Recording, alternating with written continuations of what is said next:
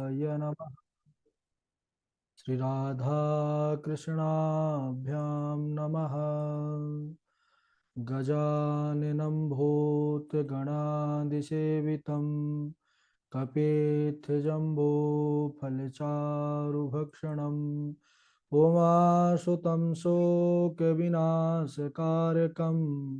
नमामि विघ्नेश्वरपादपङ्कजं। नमः परमहंस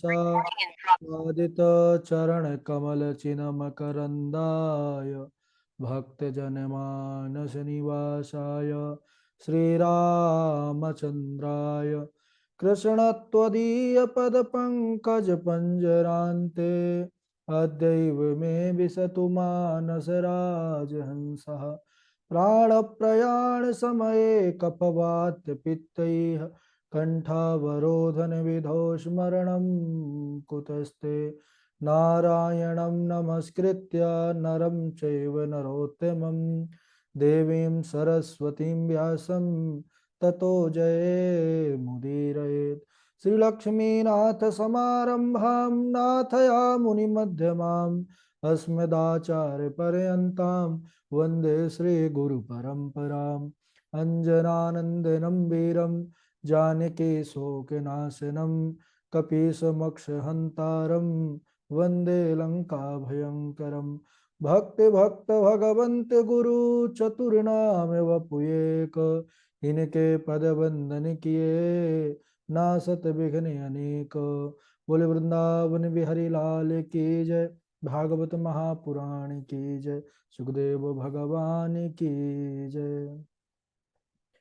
परम मंगलमय परात्पर अखिलेश्वर अचिंत कल्याण गुणगण निधान सर्वेश्वर सर्वाधिपति अकारण करुणा वरुणालय अकारण करुणाकारक सकल जन कल्ल सापहारक परात्पर पर ब्रह्म सच्चिदानंद स्वरूप परमपिता परमात्मा श्री राधा गोविंद सरकार राधा रमण बाधाहरण श्री बांके बिहारी लाल उनका यह वांग में शब्द में विग्रह श्रीमद् भागवत महापुराण कोटि कोटि नमन कोटि कोटि प्रणाम इस परम पावन पुराण ग्रंथ पारमहंसों की पावन संहिता को परमाराध्य नंद नंदन यशोदानंदन ब्रज निरंजन देवकी नंदन श्याम सुंदर श्री कृष्ण के पाद पद्मों पर कोटसः नमन नतमस्तक वंदन एवं अभिनंदन। उनकी आह्लादनी शक्ति प्राण प्रिया जगत वंदनी वृषभानुनंदनी भास्वती जगदीश्वरी बरसाने वाले श्री किशोरी जी के पावन चरणारविंदों पर कोटशा प्रणत। समस्त भूतादिक सिया राम मैं सब जग जानी करहूँ प्रणाम जोर जुग पारे। हम सबका यह परमो सौभाग्य कि श्रीमद् भागवतम की तैयारी का पावन विचार सदसंकल्प लेकर के एक स्थान पर जुड़े हैं और इस भागवत जी पर अपने चित्त और बुद्धि को समाहित कर तैयारी कर रहे हैं। देखिए सज्जनों, सबसे बड़ी बात यह है कि ऐसे पावन पुराण को सीखने का विचार आना ही सौभाग्य का विषय है, लेकिन कई बार विचार केवल विचारों तक ही सीमित रह जाता है, साकार होकर के जीवन में उपस्थित नहीं हो पाता। जब किशोरी जी की विशेष कृपा हम पर होती है तभी वह केवल विचार विचार तक सीमित नहीं रहता, साकार होकर के जीवन में उपस्थित हो जाता है। और हम सब निश्चित रूप से माने कि किशोरी जी का वरद हस्त हम सबके ऊपर बना हुआ है, तभी हमारी बुद्धि में ऐसा सामर्थ्य आया कि हम यह भागवत जी की तरफ अपने मन को लगाए हुए हैं।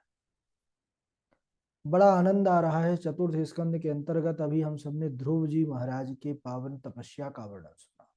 छोटी सी अवस्था, यह हम सब के लिए एक प्रेरणा स्तोत्र बन गए सदैव के लिए कि भगवान को प्राप्त करने की कोई अवस्था नहीं होती है। भगवान का यत्न जब व्यक्ति तीव्र योग से करने लग जाता है तो भगवान को वह प्राप्त कर लेता है।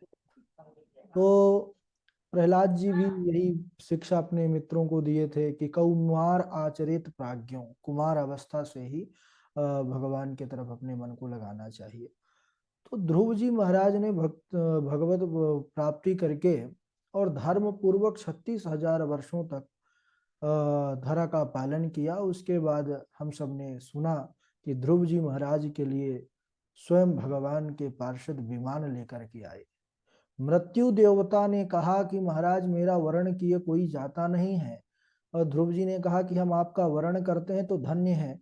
मृत्यु देवता ने कहा कि हे भगवान, आप जैसे परम भगवत भक्त के चरण मेरे सर पर पड़ जाएंगे तो मैं धन्य हो जाऊंगा, मेरे सर पर पैर रख करके आप विमान पर चढ़िए।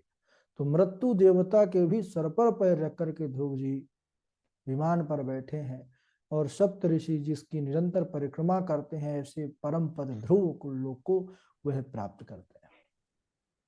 तो ऐसे महाराज ध्रुव जी का पावन वृत्तांत हम सब ने श्रवण किया और आप विश्वास है कि आप सबने लिख भी लिया होगा अपनी डायरी पर और नोट्स पर, और इसके बाद श्लोक भी याद कर लिए होंगे, सुनेंगे अभी बाद में। तो इसके बाद मैत्रेय मुनि जी विदुर जी से कहते हैं कि हे विदुर जी महाराज, इन्हीं ध्रुव के वंश में आगे चल करके महाराज अंग का जन्म हुआ और अंग का विवाह अधर्म के वंश में उत्पन्न मृत्यु की पुत्री सुनीता के साथ हुआ, जिससे एक पुत्र हुआ जिसका नाम था वेन। यह बड़ा दुष्ट था, बड़ा उग्र था। बोले कैसे कर्म थे? बोले छोटे छोटे बालकों को मार देता था, जो साधु संत होते थे उनसे ही झगड़ा कर लेता था, निरपराध प्राणियों को सताता था, लोगों के घरों में आग लगा देता था। तो महाराज अंग ने समझाने का बड़ा प्रयास किया, लेकिन जब वह नहीं सुधरा, नहीं माना, तो महाराज अंग विचार करने लगे कि जो संतानहीन है, निश्चित ही उन्होंने कोई शुभ कर्म किया होगा कि ऐसे संतान का उनको दुख नहीं भोगना पड़ा। क्योंकि दुष्ट पुत्र उत्पन्न होने से बहुत दुख की प्राप्ति होती है। कहते हैं कदपत्यम वरम मन्ये सदपत्याशुताम पदात निरविद्येत गृहान मर्त्यो यत क्लेश निवहा गृहा। अच्छा, बोले कि मैं सुपुत्र की अपेक्षा कुपुत्र को ज्यादा उत्तम मानता हूँ। अरे भाई, लोगों ने, सुनने वालों ने कहा महाराज आप तो इतने बड़े ज्ञानी हैं, ऐसा क्यों कहते हैं कि सुपुत्र से अच्छा कुपुत्र होता है? बोले हाँ। बोले सुपुत्र को अच्छा नहीं और कुपुत्र को अच्छा क्यों मानता हूं, यह भी तो सुनो। बहुत अच्छा तर्क है महाराज का इसमें। उन्होंने कहा कि जो कुपुत्र होता है, दुष्ट पुत्र, वह घर को नरक बना देता है, जिससे सहज में ही घर से ना चाहते हुए भी घर छोड़ के भागना पड़ता है। और सुपुत्र इतनी सेवा करता है और इतना ख्याल रखता है कि चाह करके भी हम फिर उसी ममता के बंधन में बंधे रह जाते हैं। तो सुपुत्र की अपेक्षा कुपुत्र है कि ना चाहते हुए भी बोरी बिस्तर लेकर के भागना पड़ेगा। तो वह जो मोह होता है वह सहज से ही हट जाता है। ऐसा विचार करके महाराज अंग रात्रि में ही बिना किसी को बताए हुए अपना वहां से सब कुछ छोड़ छाड़ करके उस घर गृहस्थी जंजाल को वहां से बिना बताए ही चले गए, राज्य छोड़ करके। प्रातः काल से राजा जी को ढूंढना प्रारंभ किया गया, लेकिन अब राजा जी मिलने के लिए थोड़ी गए थे, अब कोई ढूंढ ही नहीं पाया। तो सुनीता की आज्ञा से उनके पुत्र वेन को राजा बना दिया गया। अच्छा, अब वेन कैसा था अभी हम सब ने सुना, उसका स्वभाव कैसा था।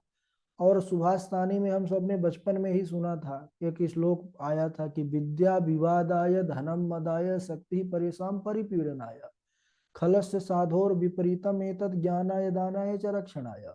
तो सबसे पहले जो दुष्ट होते हैं उनका विशेषता बतलाए कि विद्या किसके लिए? विवाद के लिए, धन मद के लिए, शक्ति परेशान परिपीड़नाय। तो शक्ति यहाँ पर मिल गई क्योंकि राजा हो गया, शासन की कमान हाथ में आ गई, तो क्या करेगा? दुष्ट है तो परिपीडनाय, दूसरों को कष्ट देगा। अब वही यह बेन भी दुष्ट ही था, तो क्या किया महाराज? बैठते ही एक उसने नया शासन लागू कर दिया। क्या? न यष्टव्यम न दातव्यम न होतव्यम दुजा क्वचित इति निवारयद् धर्मं भेरी घोषेण सर्वशः। अब तो यहाँ पर संविधान होता है आजकल, पहले व्यवस्था में राजा लोग ऐसे ही घोषणा भेरी बजवा करके और घोषणा करवाते थे, जो नया उनका आदेश होता था, जो सबको पालन करना होता था। तो उसने भेरी जो है बजवा करके बाजा और घोषणा क्या करवा दिया नगर भर में? नयष्टव्यम ना कोई हवन करेगा, न दान करेगा, और न ही कोई पूजा पाठ करेगा। इस प्रकार सभी पर पाबंदी लगा दिया, जितने भी धर्मानुष्ठान थे। जब इस प्रकार हवन आदि सब बंद हो गया, पूजा पाठ सब उसने दुष्ट ने बंद करवा दिया, तो बड़ा अत्याचार उसने किया महाराज। तो ऋषि मुनि ब्राह्मण सब इकट्ठा हुए, बोले कि ये जो इसका नया नियम है, यह तो हमारे धर्म के खिलाफ है, और हम कभी भी अपने धर्म के प्रति ऐसा आघात नहीं सहेंगे। अभी हम सब मिल करके चलते हैं, उस दुष्ट को ठिकाने लगाते हैं। पहले सब तपस्वी बड़े होते थे भाई। ब्राह्मण ऋषि मुनि पहुंचे राजा के पास, राजा से बोले कि हे महाराज, प्रेम से बोले कि महाराज, आपको इस प्रकार धर्मानुष्ठानों पर पाबंदी नहीं लगानी चाहिए, क्योंकि जिस राजा के राज्य में प्रजा लोग धर्म पूर्वक इन धार्मिक अनुष्ठानों का पालन करते हैं, उस राजा को भी तो महाराज यश की प्राप्ति होती है। तो आपको ऐसा नहीं करना चाहिए। तब बेन बड़ा क्रोधित हो गया। अरे बेन ने कहा कि बालिसाबत यूयम वा अधर्मे धर्म मानिनः ए वृत्ति दंपतिम हित्वा जारम पति मुपाशते। बेन क्या कहने लगा, ऋषि मुनियों को ही समझाने लगा, ज्ञान देने लगा। कहने लगे, अरे तुम ऋषि मुनि सब मूर्ख हो। अब ऋषि मुनि देखने लगे, भाई ये बड़ा विद्वान है, सुन रहे हैं, कुछ बोल नहीं रहे। बोले, हाँ, तुम लोगों को ज्ञान नहीं है, इसलिए तुम ऐसा बोल रहे हो। तुम लोगों ने अधर्म में धर्म बुद्धि लगा रखी है। अरे जो तुम सबकी जीविका चलाने वाला मैं राजा हूं, तुम मुझे छोड़ करके तुम किसी अन्य पुरुष की सेवा और पूजा करने के लिए बड़े बड़े यज्ञ अनुष्ठान करते हो। तुमको इतना तो पता होना चाहिए कि राजा सर्वदेव मैं है। मेरे अंदर ही ब्रह्मा, मेरे अंदर ही विष्णु, मेरे अंदर ही महेश, यानी मैं ही सब कुछ हूँ। मैं ही ब्रह्मा, मैं ही विष्णु। अब वेद जब सब बन गया, तब ऋषि मुनियों ने व्यवस्था एक लाई कि अब जो है ये ठीक नहीं है। अब इसके लिए क्या किया जाए, कोई उपाय किया जाए। ऋषि मुनि लोग हैं, हाथ में अस्त्र आदि लेकर के नहीं चलते हैं। उसने एक बड़ी बात कह दिया कि हे ऋषियों, अगर तुम चाहते हो कि हवन पूजा पाठ होती रहे तो ठीक है, करो। ऋषि थोड़ी प्रसन्न हुए कि राजा, चलो देर से सही, बुद्धि आई तो आई। लेकिन अगले पल उसने, बेन ने कहा कि लेकिन, परंतु, क्या परंतु? बोले, हवन करो तो मेरे ही नाम से करो, बेनाय नमः स्वाहा, बेनाय नमः स्वाहा। अब प्रणाम पूजा करना है तो बेनाय नमः, मुझे ही नमस्कार करो, यानी सब मेरे लिए करो, और किसी के लिए मत करो। जब इतना कहा, तब समझ गए कि यह अभिमानी मानेगा नहीं। ऋषियों को अब क्रोध आया, और उन्होंने कुछ किया नहीं, केवल हुं किया, हुंकार मात्र किया। और हुंकारेणैव तम भस्मा, जैसे भगवती ने हुंकार मात्र से दैत्यों को नष्ट कर दिया था, वैसे ही हमारे ऋषि मुनि भी यहाँ पर केवल क्रोधित होकर के हुंकार किए थे, और हुंकार से ही वह दुष्ट बेन का प्राणांत हो गया। तो हुंकार, अब बताइए इनको शस्त्र की आवश्यकता क्या है? हुंकार से जब इतना बड़ा राजा नष्ट हो गया, उसका प्राणांत हो गया, अगर शस्त्र आदि उठा लेंगे ऋषि मुनि लोग, अरे भाई तपस्वी होते हैं। तो अब राजा साहब चले गए, तो राजा के बिना प्रजा में अराजकता फैलने लगी। तो ऋषि जितने प्रजाजन थे, सब लोग बोले कि बिना राजा के तो राज्य चलेगा ही नहीं, अब क्या हो।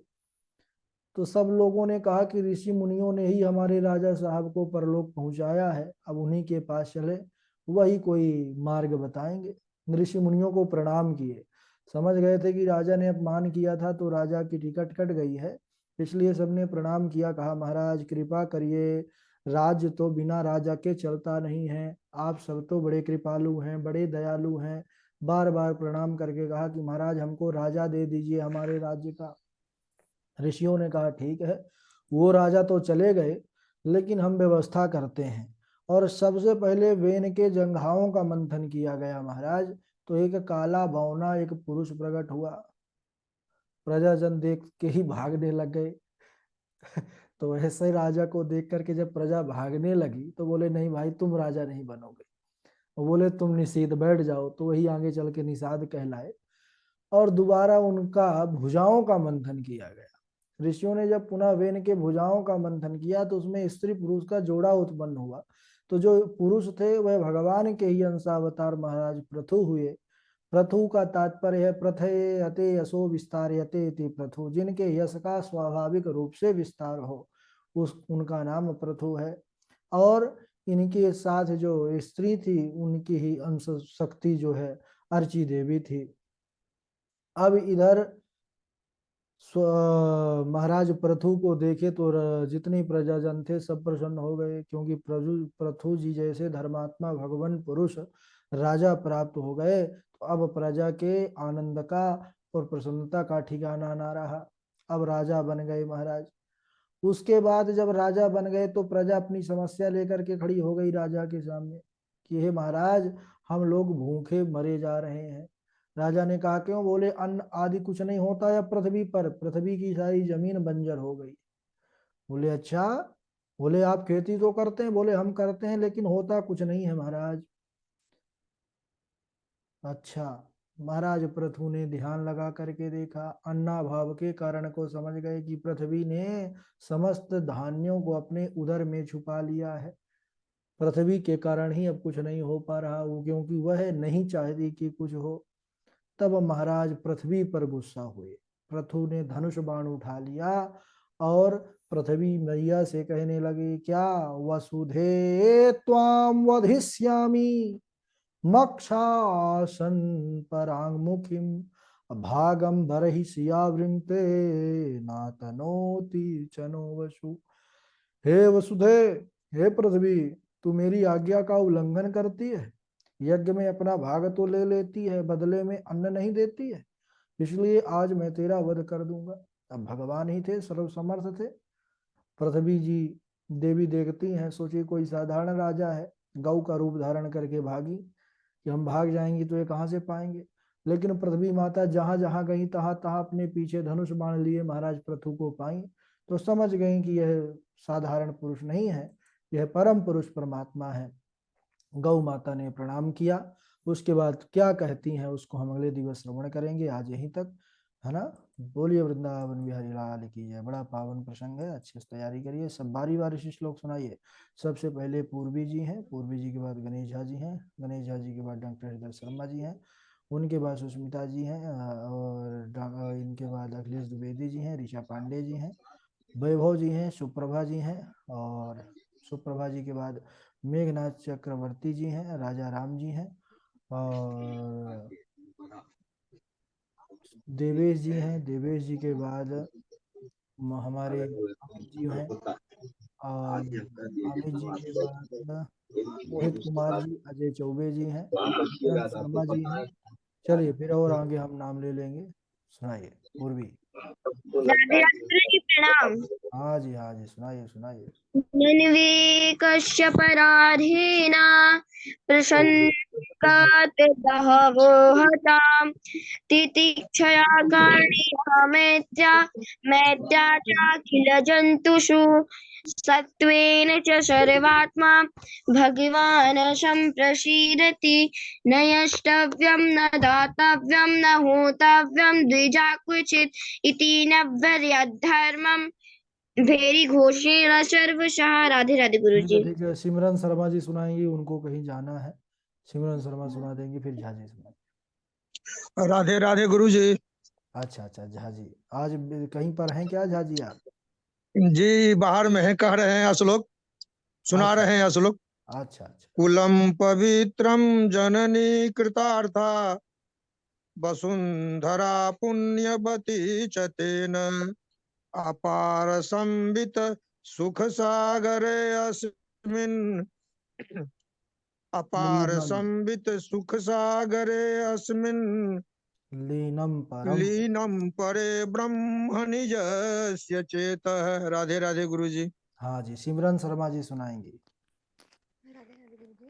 हाँ सुनाइए। कुलं पवित्रं जननी कृतार्थं वसुन्धरा पुण्यवती च ते अपार संवित सुख सागर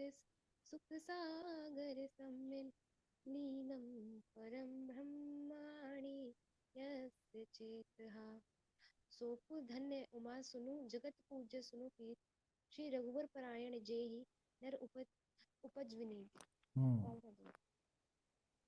ठीक है, और इनके बाद सुनाए डॉक्टर साहब हमारे। राधे राधे राधे गुरु जी। हाँ डॉक्टर साहब सुनाए। कुलम पवित्रम जनीकतार्था वसुंधरा पुण्यवती च तेन अपार संवित सुख सागरेस्मिन् लीनं परम ब्राह्मणे यस्य चेत नन्वे कस्य पराधीन पुंसगात बहवो हता तितिक्षया करणाय मैत्रिया चाखिल जंतु शिव संवेक च सर्वात्मा भगवान प्रसीदति। राधे राधे गुरु जी। ठीक है, डॉक्टर साहब के बाद ऋचा पांडे जी हैं, अखिलेश द्विवेदी जी जी हैं। गुरुजी। हाँ सुष्मिता जी। तितिक्षया करुणाया मैत्र्या चाखिलेषु जन्तुषु समत्वेन च सर्वात्मा भगवान् सम्प्रसीदति। कुलं पवित्रं जननी कृतार्था वसुन्धरा पुण्यवती च तेन अपार संवित सुख सागरस्मिन् लीलं परं ब्रह्मणि यस्य चेतः। जी ठीक है, अखिलेश द्विवेदी जी।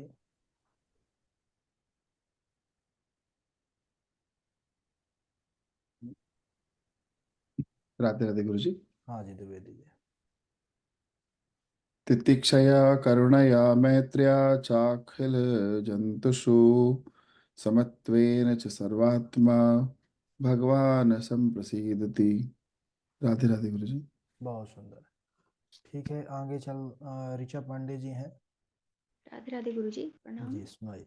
दीक्षया करुणया मैत्रेय चाखिलजन्तुषु समत्वेन च सर्वात्मा भगवान् सम्प्रसीदति।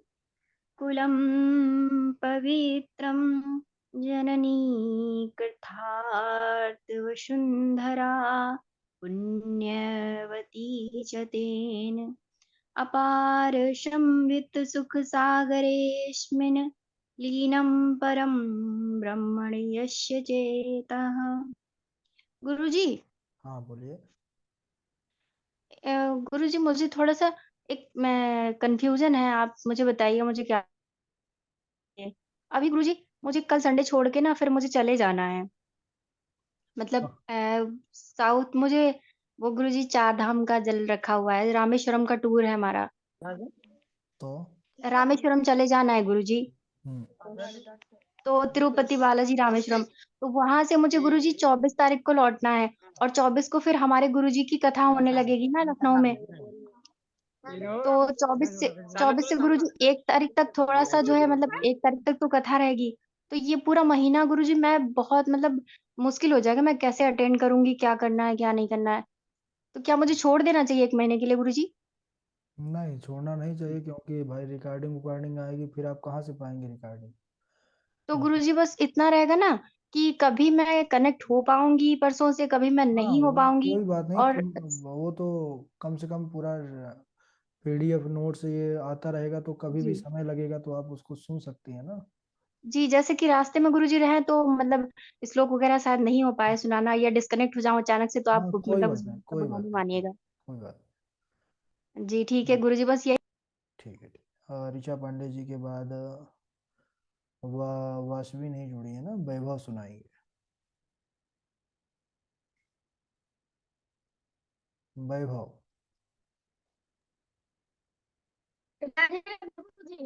हाँ राधे राधे सुनाइए।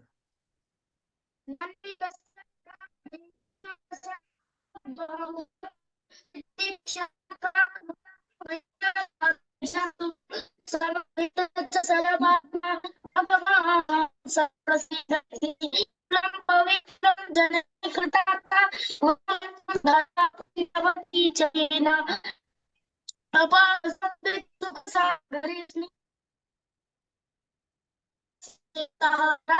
जी। अब इनके बाद सुप्रभा सुनाएंगे। राधे राधे गुरु जी। राधे राधे। तितिक्षया करुणया मैत्रेया चाखिल जन्तुषु समत्वेन च सर्वात्मा भगवान् सम्प्रसीदति। राधे राधे।